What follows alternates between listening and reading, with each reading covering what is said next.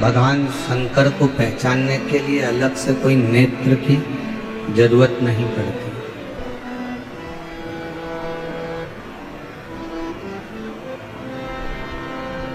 भगवान शिव को अगर जानना है,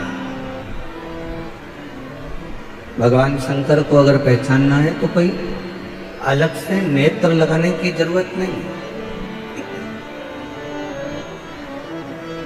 शिव को जानने के लिए, शंकर भगवान को पहचानने के लिए अपने भीतर के जो मन के नेत्र हैं, उन नेत्रों के माध्यम से हम शिव को पहचान सकते, भगवान शंकर को जान सकते।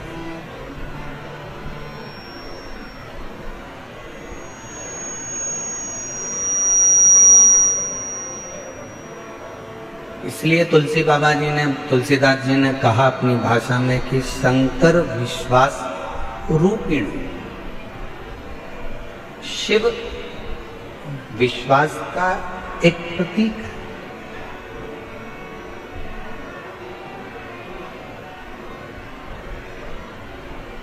अब जरा ईमानदारी से बोलना, दिल्ली की मेरी जीजियों, दिल्ली के मेरे जीजाओं, बहुत सावधानी से विचार करना,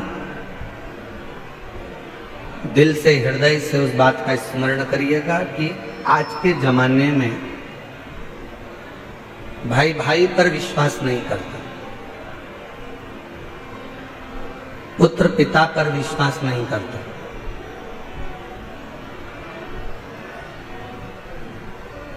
कोई रिश्ते, कोई नाते आपस में एक दूसरे पर विश्वास नहीं करता। काका, बुआ, मामा, फूफा, नाना, नानी, चाचा, चाची, जो भी एक संबंध है वो विश्वास से दूर हो गए।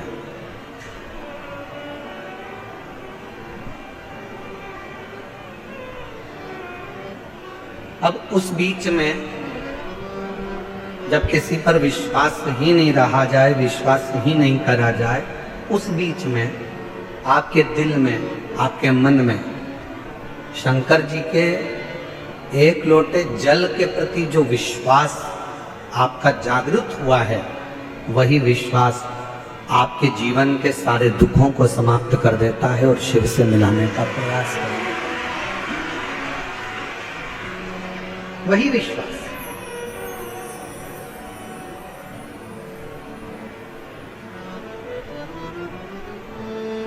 आप किसके अधीन चल रहे हैं?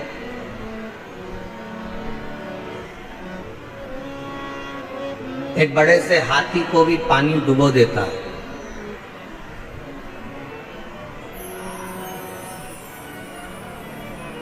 पूरा भरा हुआ तालाब है, समुद्र है और हाथी उसके अंदर चले गया तो हाथी डूब जाए।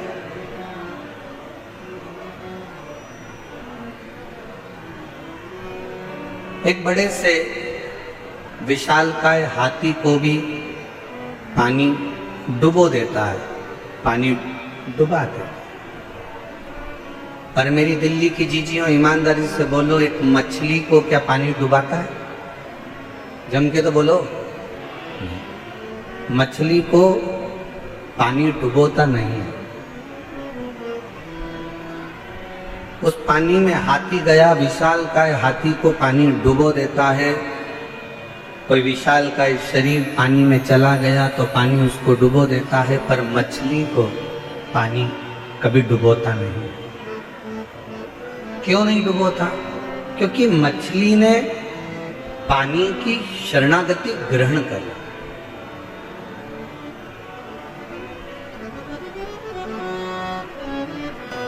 मछली ने पानी की शरणागति को ग्रहण कर लिया, और मछली ने अगर पानी की शरणागति ग्रहण कर ली तो फिर पानी मछली को डुबोता नहीं है। उसी तरह शिव महापुराण की कथा कहती है, ये मानव शरीर में, दिल में, हृदय में, मन में अगर आपने शंकर भगवान की शरणागति ग्रहण कर ली है तो इस संसार सागर में कोई आपको डुबो सकता नहीं है, किसी की सामर्थ्य का नहीं। और उनने, पानी ने उसको डुबो दिया। पर मछली पानी की शरणागति में रहती है तो पानी मछली को डूबने नहीं देता। उसी तरह जो एक बार एक लोटा जल लेकर, अपने घर का जल भरकर, अपने घर का पात्र लेकर, अपने घर का जल लेकर जब शंकर जी के मंदिर तक कोई जाता है और शिव की शरणागति ग्रहण कर लेता है, शंकर भी उसे भव सागर में, संसार सागर में डूबने नहीं देता, डूबने नहीं देता।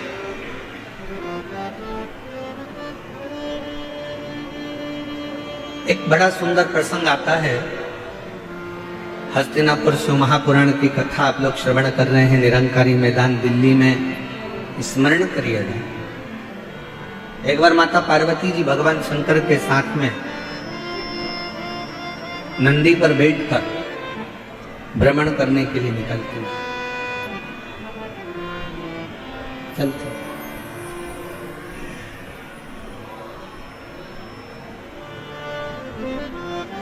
आज माता पार्वती जी की चित्तवृत्ति में थोड़ा सा मन में उमंग उत्पन्न हो गया था, तो कुछ गुनगुना रही थी।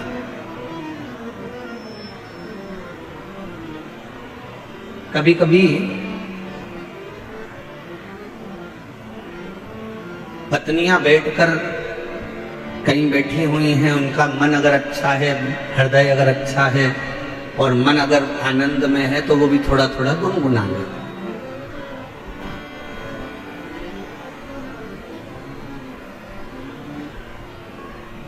थोड़ा थोड़ा गुनगुनाने का कार्य कर लिया। अब पार्वती जी के मन में थोड़ा सा कुछ आनंद की अनुभूति हुई होगी और माँ जगत जननी जगदम्बा माता पार्वती थोड़ा थोड़ा गुनगुनाते हुए शिव जी के साथ नंदी पर बैठकर जा रही। कितना सुंदर भाव कहा गया कि एक पत्नी का पति के प्रति और पति का पत्नी के प्रति एक कर्तव्य सबसे बड़ा ये है कि कभी भी अपनी पत्नी को कहीं लेकर जाओ या पत्नी अपने पति के साथ कहीं पर जाए तो दोनों का तालमेल ऐसा होना चाहिए कि दोनों के चेहरे पर एक स्माइल, एक प्रसन्नता, एक आनंदता दोनों के मुख पर होना चाहिए।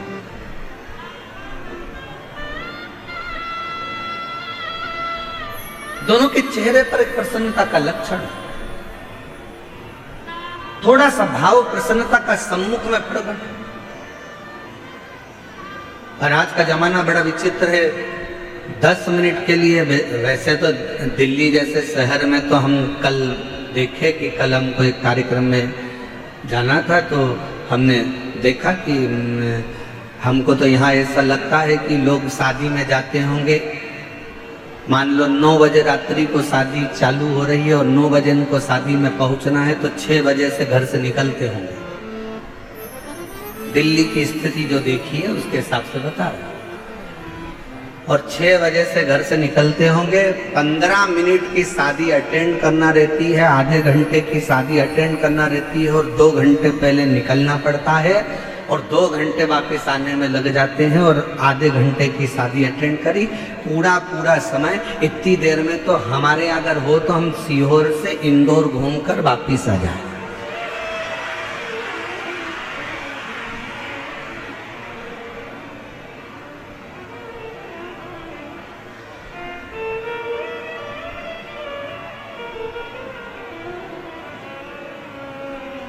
और हमको तो ऐसा लगता है कि कई माताएं ऐसी बैठी होंगी, मेरी जीजियां, मेरे जीजा ऐसे बैठे होंगे जो अगर गाड़ी में चलते भी होंगे तो अपनी रोटी की थाली, प्लेट, कटोरी, चम्मच और टिफिन सब साथ में रख लेते होंगे, क्योंकि उनको मालूम है कि 2-4 घंटे की छुट्टी, कहीं फंस गए तो ठीक है, पाया आगे बढ़ते। पर अब एक चीज और अच्छी लगी दिल्ली में कि पहले की अपेक्षा दिल्ली के जो रास्ते हैं, जो पुल हैं, जो बड़े बड़े ब्रिज हैं, इन ब्रिज ने लोगों के चलने की आसानी कर दी और आराम से अब रास्ता लोगों का सरल और सहज हो गया। और बचा कुचा था तो वो मेट्रो चल गई है।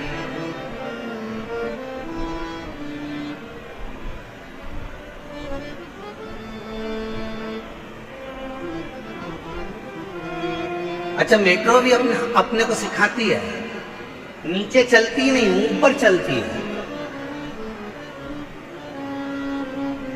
और जो थोड़ा सा ऊपर बढ़ा, मेट्रो में बैठा, मेट्रो ने आपको मंजिल तक छोड़ दिया।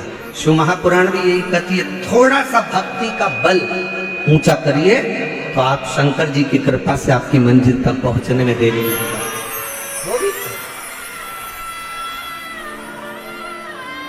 वो भी कर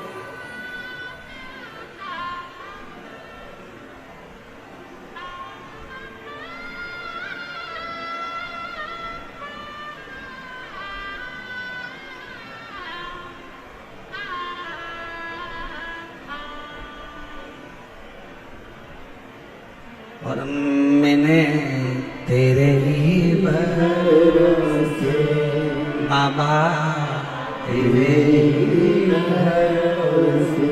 पार्वती जी और शिव जी दोनों नंदी पर बैठे हैं। पार्वती जी गुनगुनाती हुई आगे बढ़ रही हैं। हृदय में ये उमंगता होना चाहिए, हृदय में ये उत्साह होना चाहिए, हृदय में ये आनंद होना चाहिए। और पार्वती जी गुनगुनाती हुई जा रही थी। आज मां पार्वती जी ने देखा कि पूरा वीरान पड़ा हुआ है और एकांत तो कोई स्थल मिल गया। पार्वती जी ने शिव जी के हाथ जोड़े और शंकर जी को प्रणाम कर कर पार्वती जी ने उस स्थान पर रोक दिया। बाबा थोड़ा नंदी को कहो ना रुके, थोड़ा नंदी को बोलिए रुक जाए। नंदी को रोका।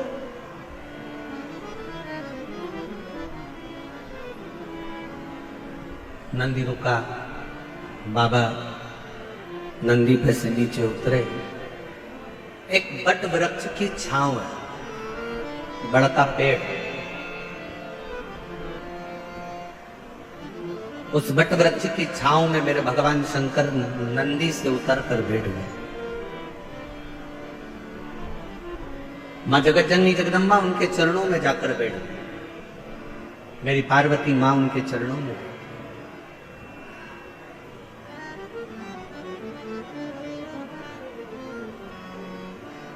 चारों तरफ वीरान एकांत स्थल। शिवजी वट वृक्ष की छांव में बैठे थे और पार्वती जी ने भगवान शंकर को देखकर शिवजी का एक नाम यहां रख दिया। शंकर भगवान से कहा, आज आप एकांत में बैठे हो इसलिए आपका नाम एकांतेश्वर महादेव होगा। आप एकांत में बैठे। और हमने पहले भी कथा में कहा, शिव महापुराण की कथा पहले भी वर्णन करी है। कहीं मौका मिल जाए, कोई जंगल से आप निकल रहे हो, कोई राह से आप निकल रहे हो, कोई मार्ग से आप निकल रहे हो, अपने पास में पानी का बोतल रखा है, जल का पात्र रखा है और चलते चलते आप कोई एकांत स्थान से निकल कर जा रहे हो और आपको लगे कि कहीं पर एकांत में कोई शंकर जी का ओटला है, कोई शिव जी का स्थान है, कोई शंकर का शिवलिंग वहां पर रखा हुआ है, मन में आ जाए 2 मिनट के लिए गाड़ी रोककर, कोई जब नहीं हो, पूरा रास्ता जब सूना पड़ा हो, तब एकांत में अगर कोई शंकर का शिवलिंग मिल जाए तो अपने पास में जो जल रखा हो वो जल लेकर एक बार भगवान शंकर को एकांत में चढ़ाकर उससे अपने दिल की बात कर कर देखना। मेरा एकांतेश्वर महादेव आपके ऊपर कृपा जरूर जरूर। बोल बम का नारा है, सारी समस्या का हल। एकांतेश्वर महादेव करुणा जरूर करे, कृपा जरूर करे।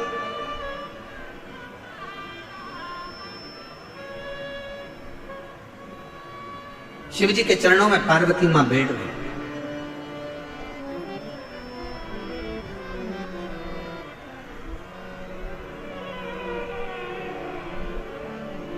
और कितना सुंदर भाव कहा,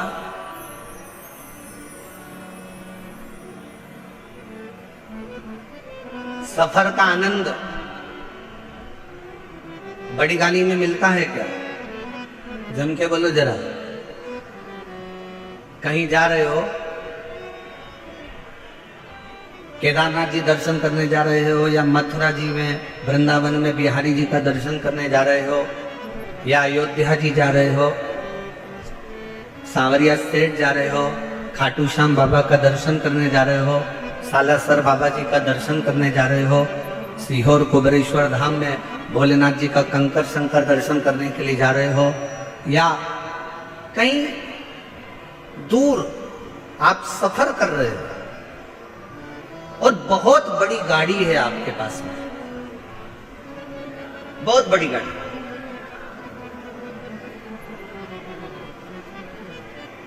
अब इतनी बड़ी गाड़ी में बैठकर आप सफर कर रहे हो, ईमानदारी से बोलना, क्या आनंद बड़ी गाड़ी में मिलता है? करोड़ों की गाड़ी है, 1 करोड़ की, 1.25 करोड़ की, 1.5 करोड़ की, 2 करोड़ की गाड़ी है। क्या आनंद उस 2 करोड़ की गाड़ी में मिलता है? शिव महापुराण की कथा कहती है, शंकर भगवान के पास में कोई पुष्पक विमान नहीं था, शंकर भगवान के पास में कोई ऐसा वाहन नहीं था, शंकर भगवान के पास में तो केवल एक बूढ़ा नंदी था। शिव महापुराण की कथा कहती है, आपके पास में बहुत बड़ी गाड़ी है, आपके पास में करोड़ों की गाड़ी है। शिव पुराण की कथा कहती है, क्या उसमें आनंद मिलता है? शिव कथा कहती है, बड़ी गाड़ी में आनंद नहीं मिलता, बड़े पैसे की गाड़ी में आनंद नहीं मिलता, जो आनंद किसी बड़े दिल वाले के साथ सफर करा जाता है तो आनंद प्राप्त होता है। करोड़ों की गाड़ी है, मालूम पड़े पैसे की गाड़ी तो हो गई, बहुत महंगी गाड़ी है, बहुत पैसे की गाड़ी है, बहुत बड़ी गाड़ी है, और मालूम पड़े उस गाड़ी को लेकर जाने वाला व्यक्ति दिल का बड़ा नहीं है, मन का बड़ा नहीं है, जरा जरा सी बात में कचर कचर कर रहा है, थोड़ी थोड़ी सी बात में लड़ने बैठ गया, थोड़ी थोड़ी सी बात में झगड़ा करने बैठ गया, थोड़ी सी बात में विवाद करने बैठ गया। ईमानदारी से बोलो, वो करोड़ों की गाड़ी में तुम्हें सुख मिलेगा क्या? अरे बोलो तो मेरी दिल्ली की जीजी हो, दिल्ली के जीजा हो, जम के बोलो जरा, मिलेगा सुख? नहीं। बड़ी गाड़ी में जो सुख नहीं है, पैसे की गाड़ी में जो सुख नहीं है, वो सुख इसी बड़े, अगर पति का हृदय बड़ा है, भले उसके पास में गाड़ी नहीं है, पिता का हृदय बड़ा है, भले उसके पास में गाड़ी नहीं है, भाई का हृदय बड़ा है, भले उसके पास गाड़ी नहीं है, तो निवेदन करूंगा, ये सारी बड़ी गाड़ियों को छोड़कर आपका पति अगर ऑटो में भी लेकर जा रहा है और उसका दिल बड़ा है, तो ऑटो में ही तुम्हें 4 व्हीलर का सुख प्राप्त हो, उसमें वो सुख प्राप्त हो।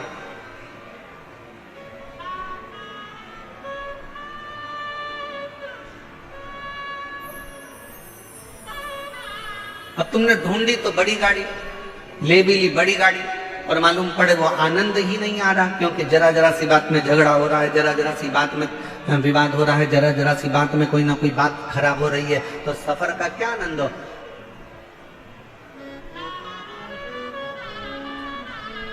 इसमें से कई माताएं ऐसी होंगी, कई मेरे जीजा उन ऐसे होंगे, परसों कथा में आए होंगे, कल आंधी में टेंट उड़ गया,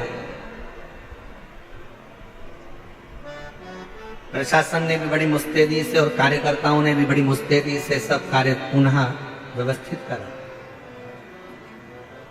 अब इसमें से कई भाई ऐसे होंगे, कई बहन ऐसी होगी, एक कह रही होगी अब कथा तो कल शाम को चालू होगी, महाराज जी बोले 6 बजे से 9 बजे तक, चल अपन तो चल। दूसरी बोली बैठ तो यार, बैठ बैठ। फिर तीसरी ने कहा, अरे वह भोजन का जो पंडाल था वो भी उड़ गया, खाना कौन देगा, भोजन कौन देगा? दूसरी बोली चिंता मत कर, बैठ तो बैठ। हम तो, बड़ा होने से कुछ नहीं होता, गाड़ी बड़ी होने से कुछ नहीं होता, व्यापार बड़ा होने से कुछ नहीं होता। शिव महापुराण की कथा कहती है, दिल जिसका बड़ा हो, घर भले छोटा हो, निवेदन है एक बार उसके घर में जाकर देखना, जो जीवन का आनंद मिलेगा वो कहीं प्राप्त नहीं।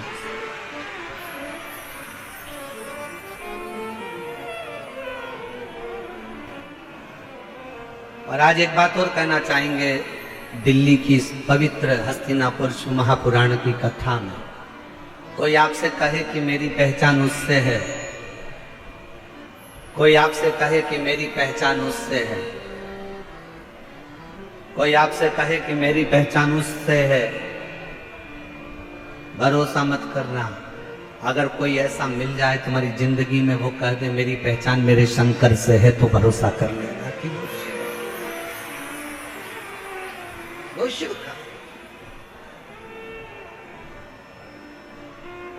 एकांत में बैठी है मां पार्वती मैया ने भगवान शिव जी से विनय करा, निवेदन करा, प्रार्थना करी, विनय करा। और एक प्रश्न माता पार्वती जी ने भगवान शिव जी से पूछा, एक प्रश्न। आज पार्वती जी ने भगवान शंकर से कृष्ण पूछा कि भोले बाबा ये बताओ,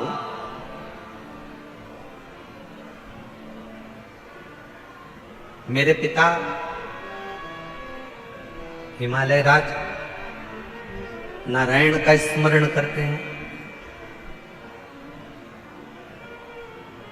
मेरी माता नारायण का स्मरण करती हैं, मेरा भाई नारायण का स्मरण करते हैं। पर एक बात समझ में नहीं आती कि मुझ में आपके चरणों की भक्ति कैसे प्राप्त होगी।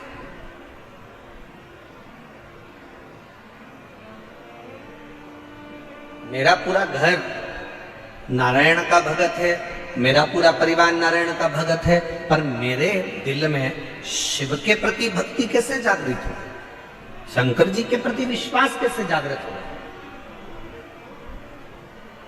शिव जी के प्रति भरोसा कैसे जागृत हो, मुझे यह समझ में नहीं आता। ये कैसे हो सकता है?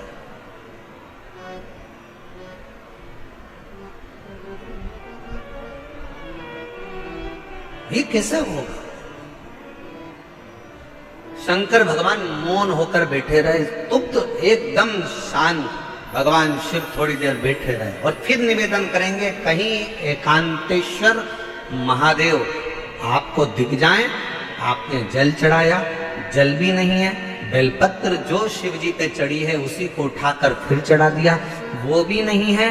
तो एकांतेश्वर महादेव को देखकर अगर आप एकांत में 2 क्षण शिव जी के साक्षी में, शंकर भगवान के सम्मुख में अगर बैठ गए और अपने दिल की बात श्री, अगर आपने भगवान शंकर के मूल मंत्र का जाप कर अगर अपने दिल की बात भगवान देवाधिदेव महादेव से अगर कह दी, तो निश्चित है कि मेरा शिव आपके हृदय की बात को स्वीकार कर आपकी झोली खुशियों से जरूर भर देगा। एकांतेश्वर महादेव।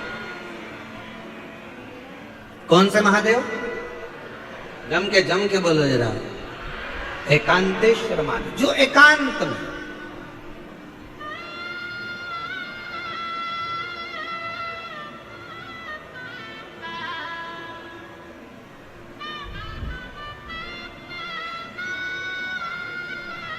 अच्छा कई लोगों ने कहा गुरुजी एकांतेश्वर महादेव से कहो तो एकांतेश्वर महादेव सुनते बहुत हैं।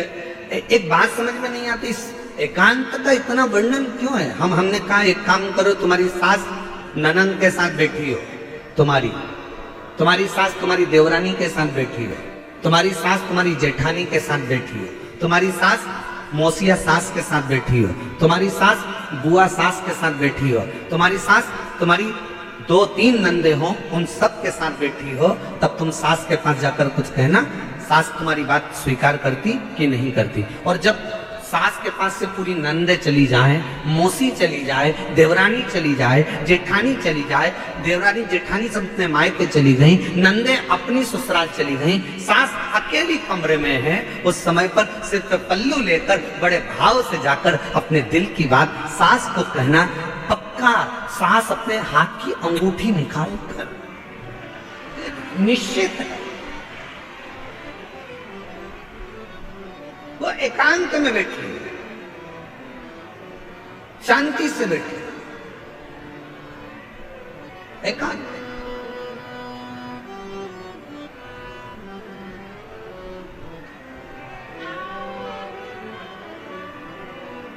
कभी एकांत में बैठे भगवान शिव जी से प्रार्थना करिए, जैसे पार्वती जी कर रही है। पार्वती जी ने कहा मुझे समझ में नहीं आया, मेरे पिताजी नारायण के भगत हैं, मेरी माता नारायण की भक्ति करती हैं, मेरा भाई नारायण की भक्ति करता है, पर मुझ में ये शिव तत्व, ये भगवान शंकर के प्रति अविरल भक्ति, मेरे को भगवान शंकर के प्रति विश्वास, मेरे मन में ये शिव जी के प्रति भरोसा कैसे जागृत हो गया? कैसे? जरा आप भी विचार करिएगा। कई माताएं अपने मन पर विचार करिएगा कि आपके घर में भी किसी के घर में कोई की सेवा होती है, किसी घर में नारायण की सेवा होती है, किसी घर में राम जी की सेवा होती है, किसी के घर में कृष्ण की सेवा होती है, किसी के घर में जगत जननी जगदम्बा की सेवा होती है, किसी के घर में दत्त की सेवा होती है, किसी के घर में गुरु की सेवा होती है, किसी के घर में कोई सेवा होती है। पर आप शंकर जी से कैसे जुड़ गए? आप शंकर जी पर कैसे भरोसा कर लिए? आप शिव जी पर कैसे भरोसा कर लिए? आप शिव जी पर कैसे विश्वास कर लिए? तब आपको अभी का अनुभव नहीं होगा तो बाद में कभी ना कभी मालूम पड़ेगा कि ये आज का नहीं है। भगवान शंकर ने कहा, पार्वती तू पूछ रही है कि तेरे पिता नारायण को भजते हैं, तेरी माँ नारायण को भजती हैं, तेरे भाई नारायण को भजते हैं और मैं शिव जी की भक्ति में कैसे लग गई? तो सुन पार्वती,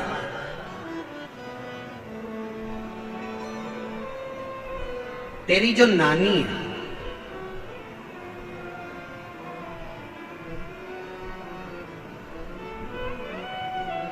शंकर जी की नानी सास, पार्वती जी की नानी, क्या नाम था उनका?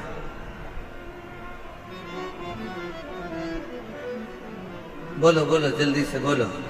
ओ दिल्ली वाले, अब दिल्ली वाले कहेंगे गुरुजी हमें तो पड़ोसन का नाम नहीं मालूम, तुम शंकर जी की नानी का नाम पूछ रहे हो, पार्वती जी का। पार्वती जी की नानी का नाम क्या है? सुधा। क्या नाम है? सुधा।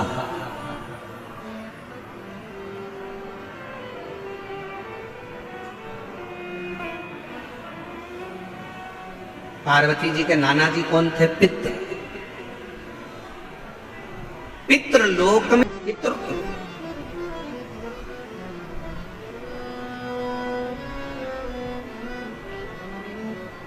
तो पार्वती जी की नानी का नाम क्या है? सुधा। शिव जी ने कहा, सुनो पार्वती जी, तुम पूछ रही हो कि तुमने ये शिव तत्व भगवान शंकर की अविरल भक्ति कैसे प्राप्त हो गई? शिव महापुराण की कथा कहती है, पहले दिन की कथा में अपन ने देवराज ब्राह्मण का चरित्र सुना था।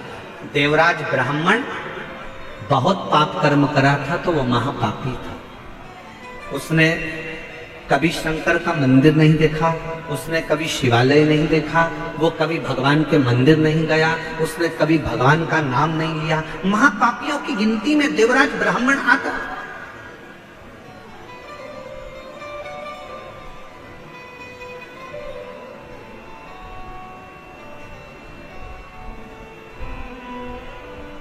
कोई पूर्व का कर्म अच्छा होगा तो ब्राह्मण के घर में जन्म लेना।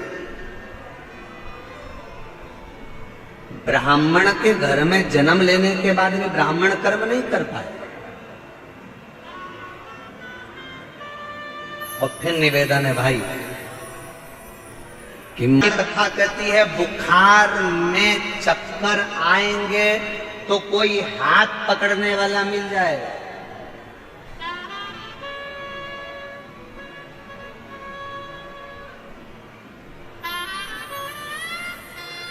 बुखार का समय आएगा तो कोई हाथ पकड़ने वाला मिल जाएगा। शरीर में कष्ट होगा तो कोई हाथ पकड़ने वाला मिल जाएगा। बुखार में कमजोरी आएगी तो कोई हाथ पकड़ने वाला मिल जाएगा। शरीर में कमजोरी आएगी तो कोई हाथ पकड़ने वाला मिल जाएगा। चक्कर अगर थोड़ा सा आया तो कोई हाथ पकड़ने वाला मिल जाएगा। पर शिव पुराण की कथा कहती है, जब दुख का चक्कर चलता है तो कोई हाथ पकड़ने वाला नहीं मिलता है, हाथ केवल महादेव पकड़ता है। केवल एक, केवल बुखार का चक्कर आया ना, कहीं गिर रहे होगे तो कोई पकड़ लेगा।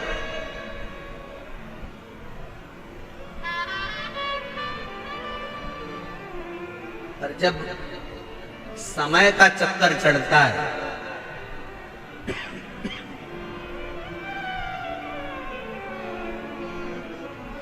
जब समय का चक्कर आता है तब कोई पकड़ने वाला नहीं है। कोई कौन पकड़े? बुखार में हाथ पकड़ने वाले बहुत होंगे, कमजोरी में हाथ पकड़ने वाले बहुत होंगे, और जब दुख का चक्कर आएगा, कोई विपदा आएगी, कोई कष्ट आएगा, तब कोई हाथ नहीं पकड़ेगा, कोई नहीं। उस समय पर कोई हाथ नहीं पकड़ेगा।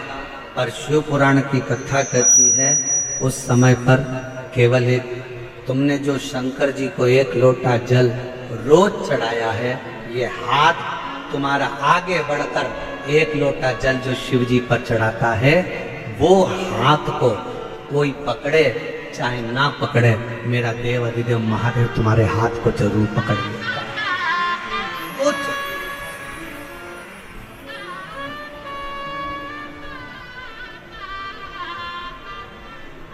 कोई आए ना आए,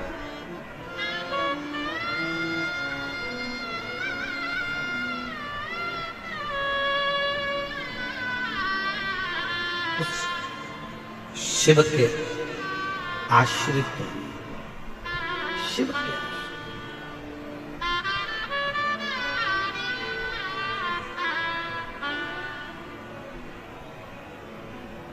उस शंकर के आश्रित है, देवाधिदेव महादेव के आश्रित है। एक पत्र एक बहन ने लिखा है, अच्छा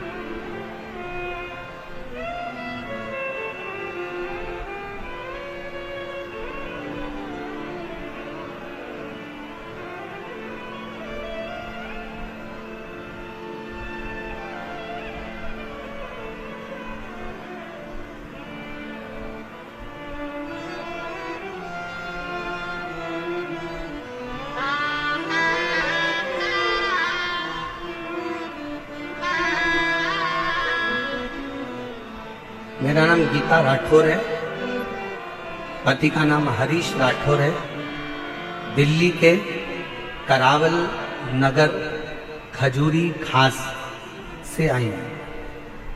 कहीं बैठी हो तो हाथ हिला सकती हैं, और अगर बैठी हो तो बेलपत्र लेने के लिए आ सकती हैं। मेरे पेट में 22 जनवरी 2024 को अचानक से दर्द हुआ। पत्र को एलईडी पर पढ़ सकते हैं। मेरे पेट में 22 जनवरी 2024 को अचानक पेट में दर्द हुआ।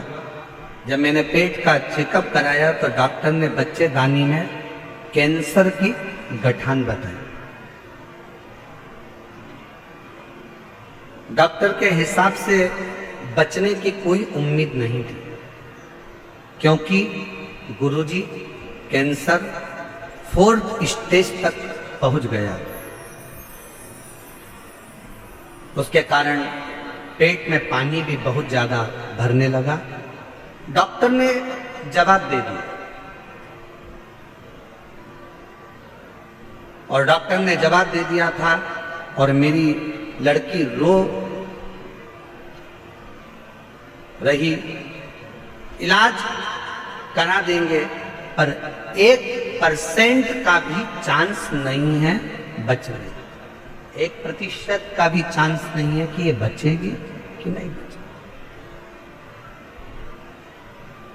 तब मेरी लड़की को सबने आपके बारे में बताया। फिर मेरी बहन सीहोर गई, बाबा का भजन कर, शिवलिंग पर जल चढ़ाना, बेलपत्र लाना, शिवजी पे चढ़ी हुई बेलपत्र खिलाना प्रारंभ करा। जब बेलपत्र को शंकर पर चढ़ाकर वापिस खाना प्रारंभ करा, और चढ़ा हुआ जल जब वापिस लेना प्रारंभ करा, दूसरी बार चेकअप के लिए हम पहुंचे।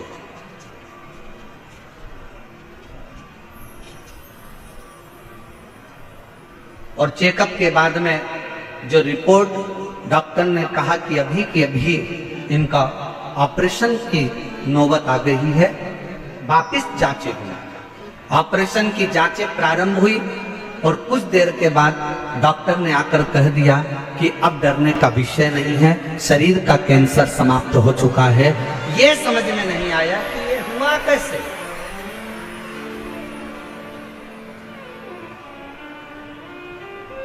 ये हो कैसे सकता।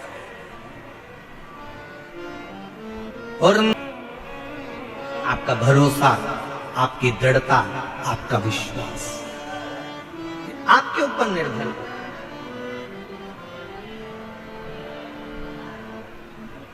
ये आपके ऊपर, आप कितना भरोसा, कितना विश्वास शिव पर करते हैं। भगवान शंकर पर आपका कितना भरोसा, कितना विश्वास। शिव कथा कर रही है। पार्वती, तुम्हारी नानी स्वधा, तुम जब बाल्यावस्था में थी अपनी नानी के घर में गई, पितृलोक में तुम पहुंचे और अपनी नानी के घर में बैठकर तुमने अपनी नानी को पूजन करते हुए देखा।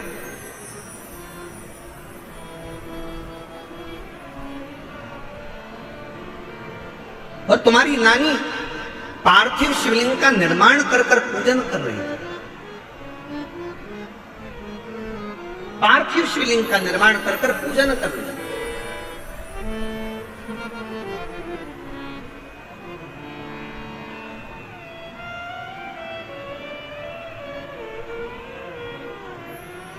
मंच पर आप खाटू श्याम बाबा का दर्शन कर रहे हो?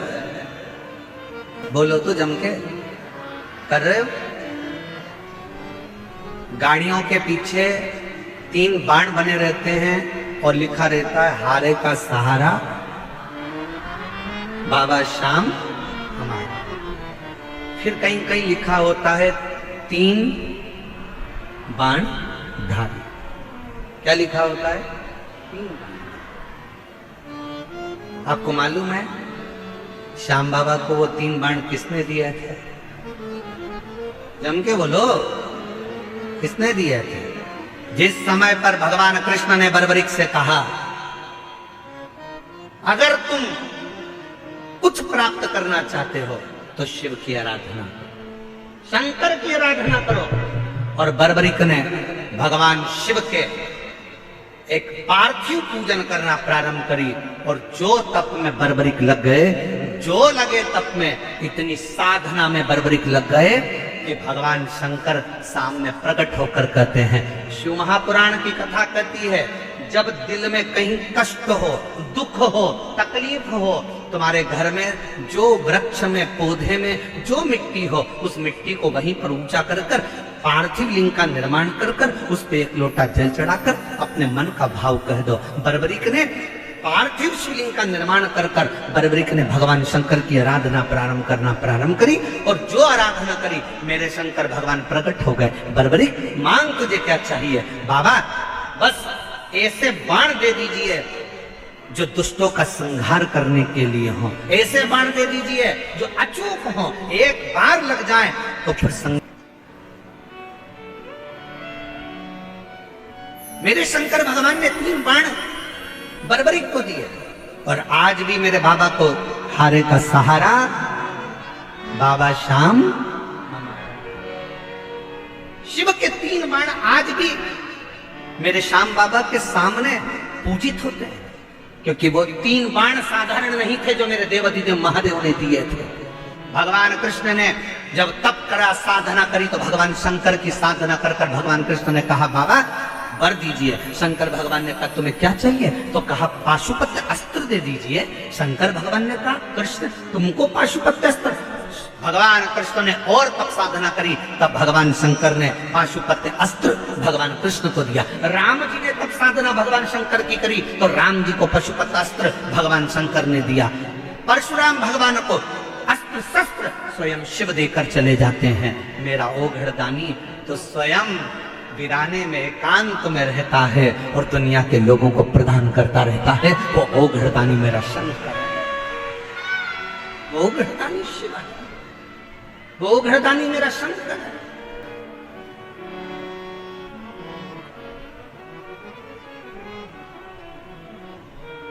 किसको नहीं दिया उसने? किसको? सर्वस्व का, सर्वस्व।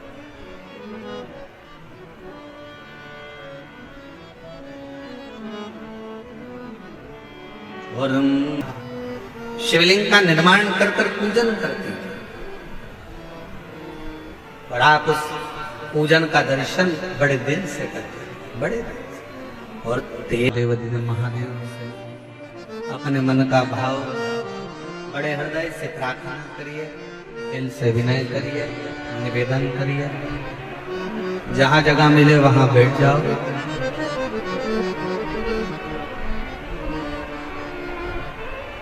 और बड़े भाव से बाबा को निवेदन, प्रार्थना, विनय करिए।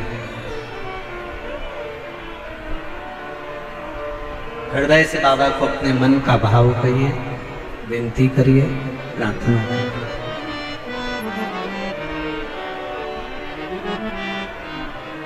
साथ में बोलिएगा, आपकी आवाज व्यासपीठ तक, व्यासपीठ और आपकी आवाज मेरे देवाधिदेव महादेव तक पहुंचे। दिल से प्रार्थना करो, विनय करो। शिव घरदानी त्रिकालदर्शी कैलाशी विनाशी भगवान शंकर की कथा करो, शिव महापुराण की कथा वर्णन कर रहे हैं। हे पार्वती, तुम्हारी नानी स्वधा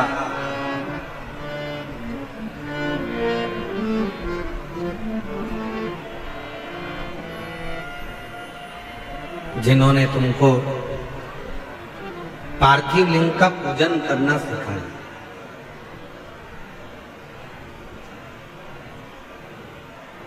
एक बात अपने अंदर उतार कर रखिए कि जिस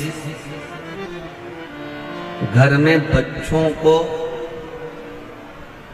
शिव के प्रति अगर थोड़ा सा भी प्रेम घर के बच्चों को होता है, माता पिता ने अगर अपने बच्चों को शंकर से प्रेम करना सिखा दिया, शिव की पूजन करना सिखा दी, घर के बुजुर्ग माँ बाप ने अगर अपने बच्चों को एक लोटा जल चढ़ाना, शिव के मंदिर भेजना प्रारंभ कर दिया, तो याद रखना तुम्हारे बच्चों का बाल बांका दुनिया में कभी नहीं हो सकता, कभी भी। बोल बम का नारा है, आवाज नहीं आई, जरा दमदारी से बोल बम का नारा है। अपने बच्चों को हम कल भी कथा में कहे थे, उच्च शिक्षा दीजिए, विद्याध्ययन कराइए, अच्छा कॉलेज पढ़ाइए, अच्छा स्कूल पढ़ाइए, बच्चों को अच्छी एजुकेशन दिलाइए, और उस एजुकेशन के साथ बच्चों में थोड़ा थोड़ा थोड़ा थोड़ा संस्कार डाल दीजिए, थोड़ा शिव के प्रति भाव व्यक्त,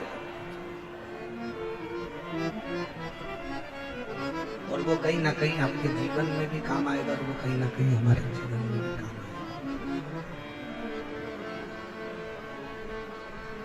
पार्वती, तुमको तुम्हारी नानी स्वधा ने तुमको पार्थिव लिंग का पूजन करना होगा। पार्थिव लिंग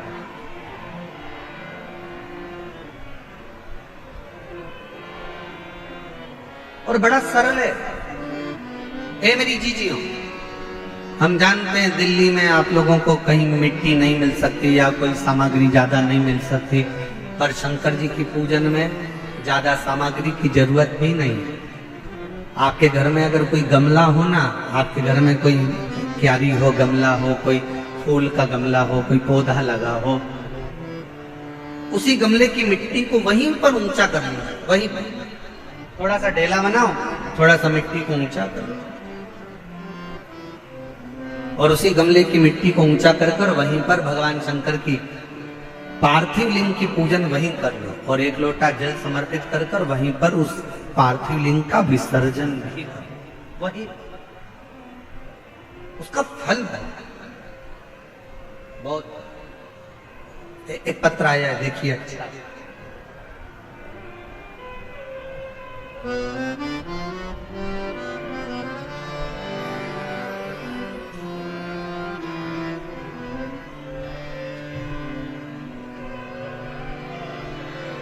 मेरा नाम उषा है।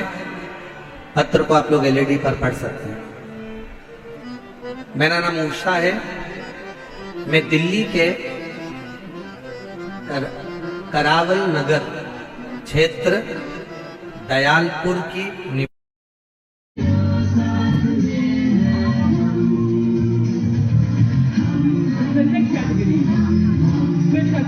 Given the senior male class I, 85 to 90 kgs, under 90, senior male.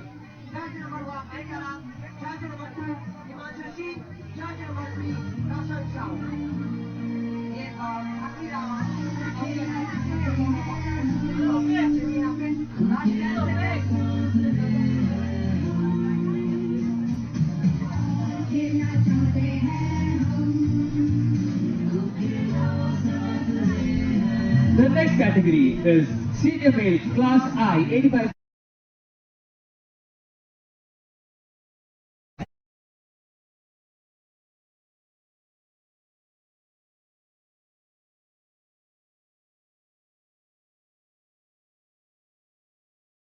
यह सुनकर मेरी बेटी का रो रो कर बुरा हाल हो गया और कहने लगी कि मैं जीकर क्या करूंगा।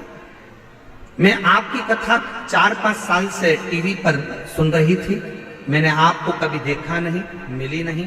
अपनी बेटी से कहा कि तुम भी भोले बाबा पर छोड़ दो और बेटी तुम शिव जी के मंदिर जाना प्रारंभ करो। मेरी बेटी बेटे को हॉस्पिटल रखी, मंदिर जाना प्रारंभ करा। 1 लोटा जल चढ़ाती और वो जल अपने चढ़ाकर बच्चे के शरीर पर लगा देती। डॉक्टर ने मना करा, शरीर पर कुछ नहीं लगाने देंगे। बच्चे को वेंटिलेटर पर डाला गया। क्या करती नहीं, शिव जी के मंदिर से एक बेलपत्र लेकर आ गई, बाबा को समर्पित कर दी। सूचना मिली आपकी कथा हापुड़ में चल रही थी।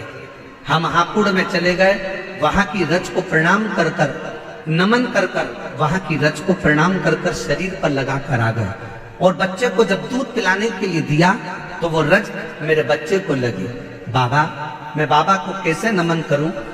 3 घंटे के बाद डॉक्टर कहते हैं कि इस बच्चे को वेंटिलेटर पर रखने की जरूरत नहीं है, ये बच्चा ठीक होना प्रारंभ हो गया। गुरुदेव, ऐसी कृपा हुई। डॉक्टर कहने लगे कि अब इसे वेंटिलेटर की जरूरत नहीं है, अब इसको वेंटिलेटर पर रखना नहीं है, जरूरत नहीं है। हम बाबा पर जल चढ़ाते और वही जल उसके पूरे शरीर पर लगाते। जब नली के द्वारा उसे दूध पिलाने का समय आता तब हम उस नली के भी भाग में थोड़ा सा जल लगा देते। बाबा के श्री शिवाय नमस्तुभ्यम का जाप करते। डॉक्टर का कहा हुआ आप कहते हो डॉक्टर शिव का एक रूप होते हैं, हम डॉक्टर को शंकर मानकर जो वो दवाई देते हैं हम श्री शिवाय नमस्तुभ्यम कहकर कुंदकेश्वर महादेव का नाम लेकर बच्चे को दे देते। डॉक्टर ने तो कहा था ये कोमा में रहेगा, उठेगा नहीं। बाबा की ऐसी कृपा हुई, 18 दिन के बाद मेरे बच्चे को होश आ गया और आज वो पूर्ण तरह से स्वस्थ है। डॉक्टर का कहना था कि यह किसी चमत्कार से कम नहीं है कि बच्चा इतनी जल्दी रिकवर हो पाएगा और बच्चा समझ पाएगा। मैं शिव को प्रणाम करने के लिए यहाँ आई हूँ। मेरा नाम उषा है। मैं दिल्ली के करावल नगर क्षेत्र दयालपुर की निवासी हूँ। मेरा मोबाइल नंबर ये, कहीं बैठी हूँ तो आ सकती हूँ। शिव तत्व किसको कहते हैं? और हम तो भरोसे चलते, हम तो बाबा के भरोसे चलते, शिव के आश्रित हुए, शिव के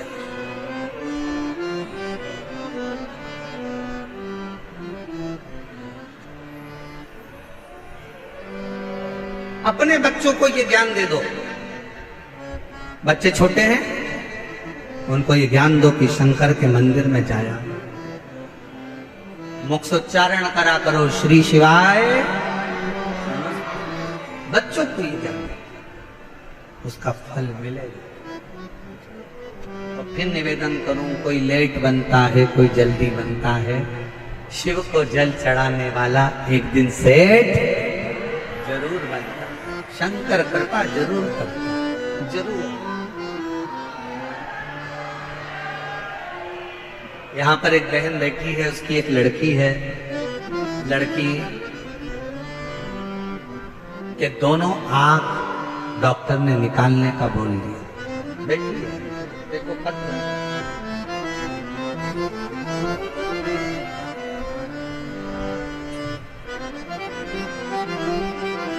मेरा नाम रोशनी है, मेरे पति का नाम राजेश। हम खोड़ा कॉलोनी के जिला गाजियाबाद की रहने वाली है। मेरी बेटी का नाम पीहू है। गुरुजी, मैं एक लोटे जल का वर्णन करूं। मेरी बेटी की आंखों में कैंसर हो गया। 2019 में कैंसर की बीमारी आई। डॉक्टर ने कहा इसकी दोनों आंखों में कैंसर है। 2019 में हम आपको पहचानते नहीं थे। डॉक्टर के कहने पर हमने डॉक्टर साहब से कहा कि इसकी एक आंख निकाल दो, मना नहीं कैंसर से, पर कम से कम एक आंख तो रहने दो। 3 बार वो भी नहीं हो तो मुख से बोल दो बम बम बोले, और अगर वो भी ना बोल सको तो मुख से बोल लो हर हर महादेव। और अगर ये भी ना बोल पाओ तो उसके मंदिर के सामने से मुस्कुरा कर निकल कर चले जाओ। वो भी ना कर पाओ तो उसके मंदिर के शिखर का मात्र दर्शन कर लीजिए, वो जीवन का सारा सुख प्रदान कर देगा। सारा सुख। क्या नहीं?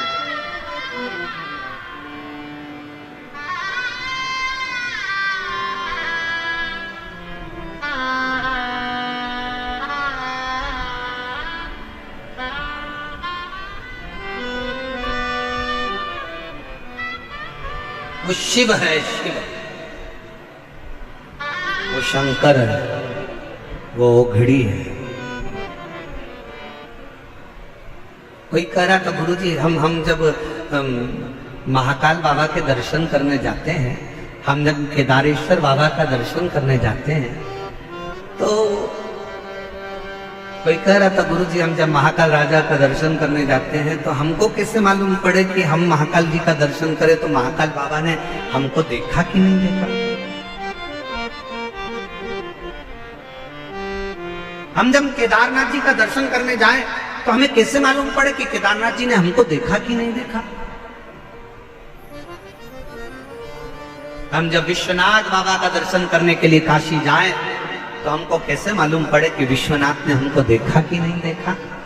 शिव पुराण की कथा कहती है, जब बाबा का दर्शन कर कर आप उसके मंदिर से बाहर निकलो और आपके चेहरे पर किसी भी कारणवश थोड़ी सी भी मुस्कुराहट आ जाए, समझ लेना कि मेरे महाकाल ने तुमको देख लिया, मेरे विश्वनाथ ने तुमको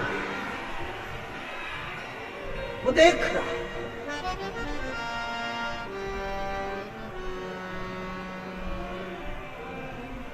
और ये हमारा विश्वास करता है, दिल्ली वालों के चेहरे पर ये मुस्कुराहट, ये प्रसन्नता